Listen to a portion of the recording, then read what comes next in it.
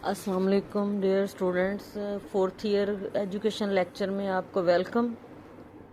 आज का हमारा टॉपिक जो है मुख्तलिफ एजुकेशन पॉलिसीज़ में आला तालीम के हवाले से जो मकासद तय किए गए थे हम उनका जायज़ा ले रहे हैं।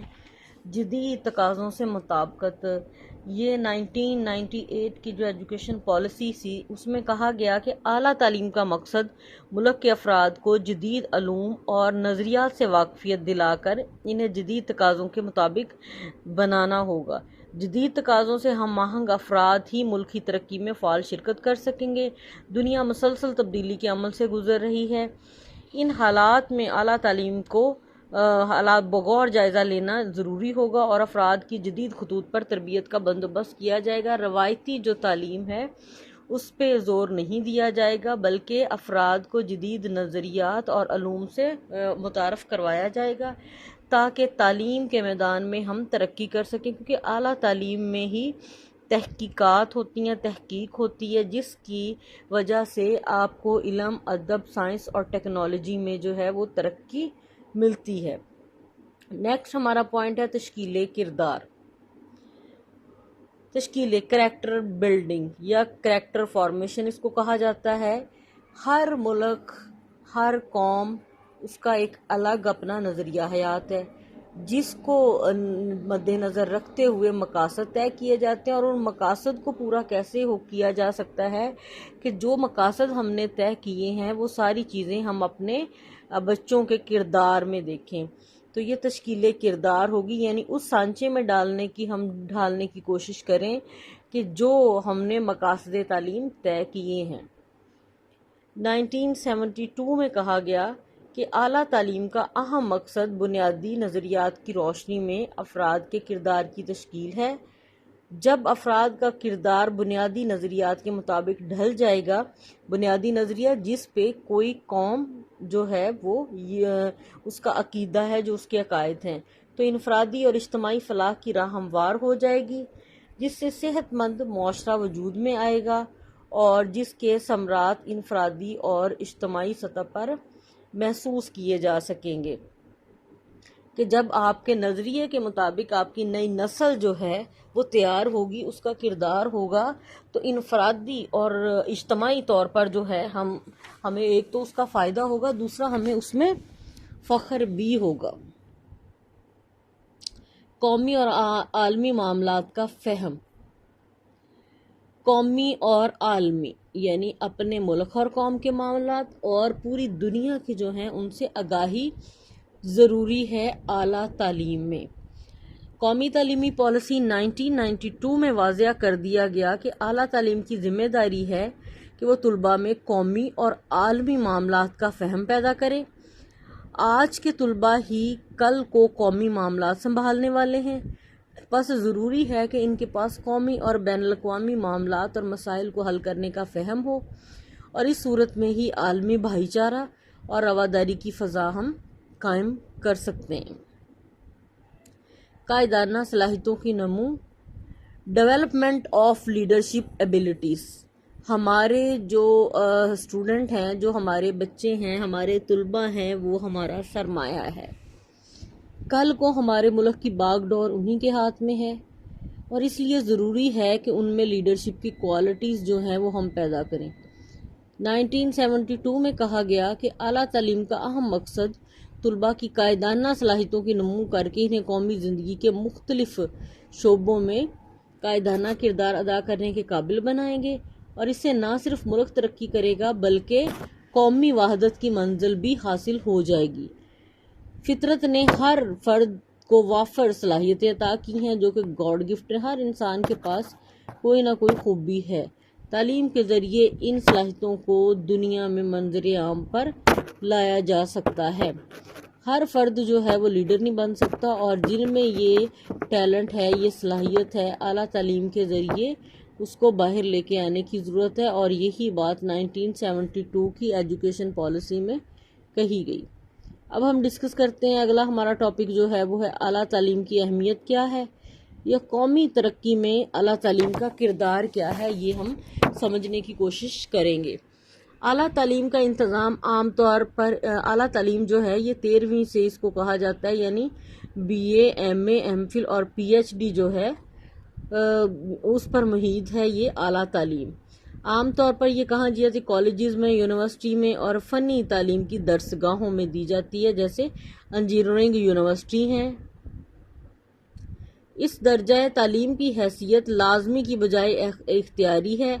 اعلیٰ تعلیم پر عام طور پر تدریس، تحقیق اور سماجی خدمات پر مشتمل ہوتی ہے کہ اعلیٰ تعلیم جو ہے وہ 3 چیزوں پر مشتمل ہے، ایک اس کی تدریس ہے، دوسری اس کی تحقیق ہے اور تیسری اس کی سماجی خدمات ہیں۔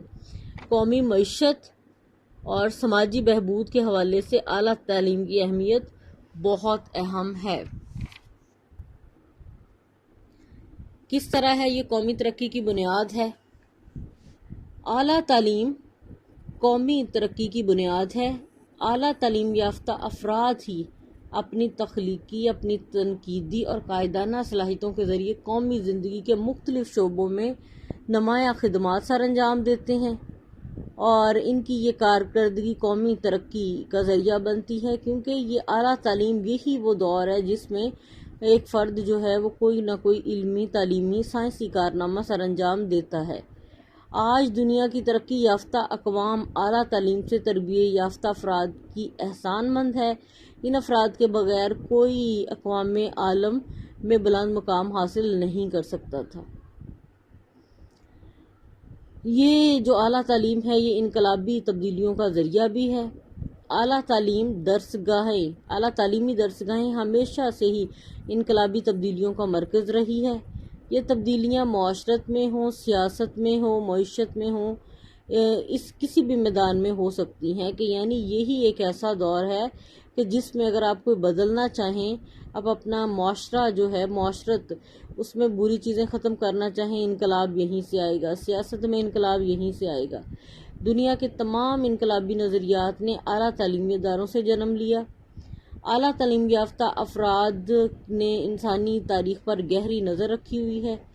آج کے جدید دنیا انہی عظیم ذہنوں کی علمی کاوشوں کے ثمرات سے استفادہ کر رہی ہے۔ نیکسٹ ہے یہ افراد کو متحد رکھتی ہے۔ یونٹی جو ہے اٹ میکس مین یونائٹڈ، یعنی یہ افراد اور قوم کے درمیان جو ہے اتحاد برقرار رکھتی ہے۔ اعلیٰ تعلیم کے ذریعے ملک کے افراد کو باہم متحد رکھا جا سکتا ہے۔ اعلیٰ تعلیمی اداروں میں یونیورسٹیز جو ہیں وہاں پہ مختلف علاقوں سے، نسلوں سے، گروہوں سے، زبانوں سے اور قبیلوں کے افراد ایک ہی جگہ تعلیم حاصل کرتے ہیں۔ یہ جو ہمارے کالجز ہیں یہ تو ہم اپنے جس ایریا سے ہم اپنے بلونگ کرتے ہیں اسی کے اسٹوڈنٹ ہوتے ہیں عموماً، لیکن یونیورسٹیز میں پورے ملک سے جو ہیں وہ لوگ تعلیم حاصل کرنے آتے ہیں۔ اس سے ان میں کیا ہوتا ہے، بھائی چارہ، رواداری کے احساسات فروغ پاتے ہیں، اور اس وجہ سے وہ ایک دوسرے کے قریب آ جاتے ہیں، جس کا نتیجہ قومی اتحاد کی صورت میں ظاہر ہوتا ہے۔